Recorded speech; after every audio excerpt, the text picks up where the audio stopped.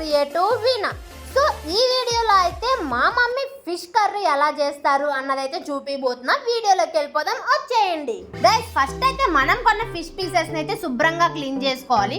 Next అయితే masala prepare చేసుకోవాలి. దానికోసం అయితే అల్లం వెల్లుల్లి ఉల్లిపాయ ధనియాలు వేసి అయితే మిక్సీ చేసుకోవాలి. ఇలా ఫైన్ పేస్ట్ వచ్చిందని ఒక బౌల్లో వేసుకోవాలి. సో ఇప్పుడైతే మనం శుభ్రంగా క్లీన్ చేసి పెట్టుకున్న ఫిష్ పీసెస్ అయితే దీనిలోకి యాడ్ చేసుకోవాలి. అండ్ మనం యాడ్ చేసుకున్నప్పుడు చాలా జాగ్రత్తగా ఒకదాని పక్కన ఒకటైతే అరేంజ్ చేసుకోవాలి. ఇప్పుడైతే దీనిలో కొంచెం పసుపు, ఉప్పు, కారం, ధనియా పౌడర్ అండ్ గరం మసాలా వేసుకొని అయితే ఇలా బాగా మిక్స్ చేసుకోవాలి.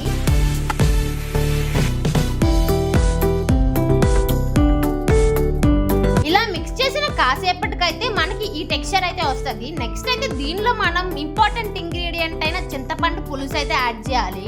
ఇలా చింతపండు పులుసు యాడ్ చేసిన తర్వాత అయితే దీన్ని కొంచెం మిక్స్ చేసుకోవాలి. సో దట్ ఉప్పు కారం అనేది ముక్కకి బాగా పట్టి టేస్ట్ చాలా బాగుంటదంట.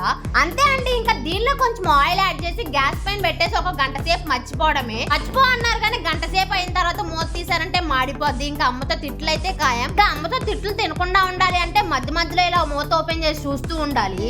గైస్ చూసారు కదా, ఫిష్ కర్రీ చాలా ఎమ్మీగా ఉంది. ఇప్పుడైతే మనం దీని కాంబినేషన్ గా రాగి సంగటి అయితే చేయబోతున్నా. రాగి సంగటి చేద్దామని రైస్ అయితే పెట్టేసా. రైస్ కొంచెం కుక్ అయిన తర్వాత దానిలో కొంచెం సాల్ట్ యాడ్ చేయాలి. నెక్స్ట్ అయితే 2-3 స్పూన్స్ రాగి పిండి యాడ్ చేసుకొని తిప్పేస్తే మన రాగి సంగటి కూడా రెడీ అయిపోద్ది.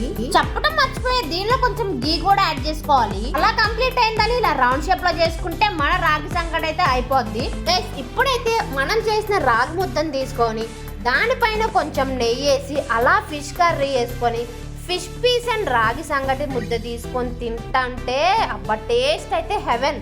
అన్నట్టు అడగటం మర్చిపోయా, మీలో ఎంతమంది ఫిష్ కర్రీ అండ్ రాగి సంగటి కాంబినేషన్ ఇష్టమైన వాళ్ళు ఉన్నారు కామెంట్ చేసేయండి. సరే మరైతే మన వీడియోకి ఒక లైక్ చేసి సబ్స్క్రైబ్ చేసుకోవచ్చు కదా. Thanks for watching, bye bye.